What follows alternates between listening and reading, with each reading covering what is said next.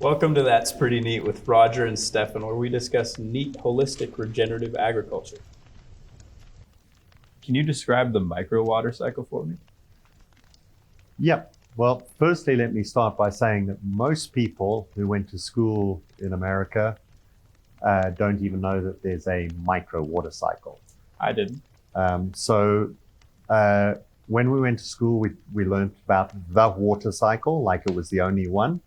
But that's the macro water cycle. That, as we remember from school, water gets uplifted from the ocean, comes out, the rain clouds fall on the mountains, the water flows back to the sea. That's the macro water cycle.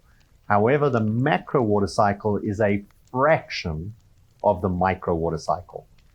Far more water is moved around on a daily basis by the micro water cycle. The complexity of the micro water cycle is barely understood. But some of the things we do know about is we know about the evapotranspiration of that the leaves have.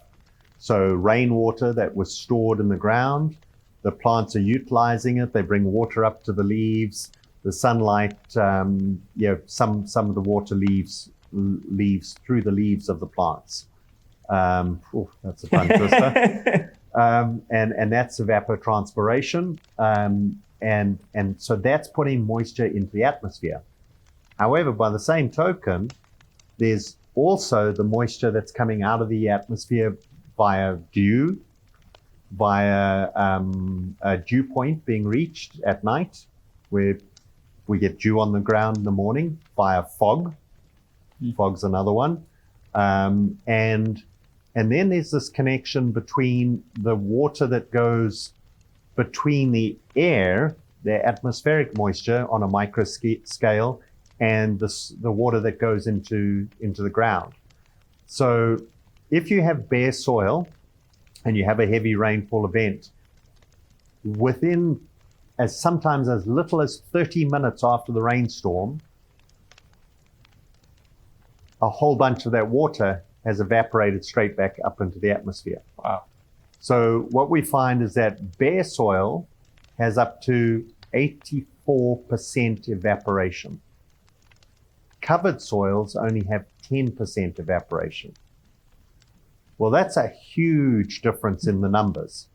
And why it's important is that air, that rain that fell, if 84% evaporates back in to the atmosphere, and then it just becomes part of the macro water cycle.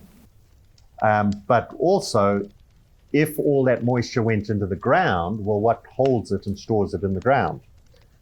The fungi do, the roots do, the carbon does, there's so much stuff happening in the soil where these water molecules are being traded, exchanged, et cetera, For example, we know that there are fungi that'll bring stored soil water from 30 feet or more deep back up to the soil surface to exchange water for sugar. Well, that's the micro water cycle. That's not part of the, well, it rains and then it flows down to the ocean. That's part of the micro water cycle. And it's a far more important part of the water cycle. So then we break it down into, when we're talking about water cycles, we talk about effective and non-effective water cycles. Now, an effective water cycle is where your micro water cycle is functioning and your macro water cycle is functioning. A non-effective water cycle is one where one or the other has ceased to function. That was ominous.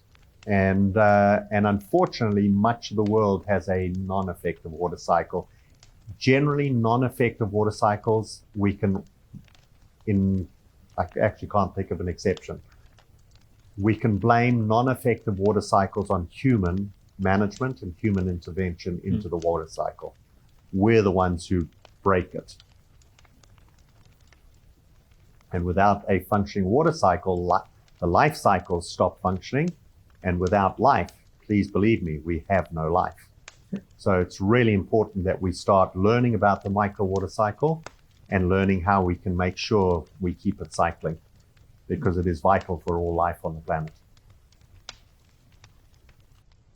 You can follow Rodger at d2gftf.com and also on his socials at Rodger Savory Holistic Management on YouTube and Facebook. We are Las Cumbres Ranch. You can follow us on social media at Las Cumbres Ranch over all platforms. And thanks for tuning in. It's been real neat.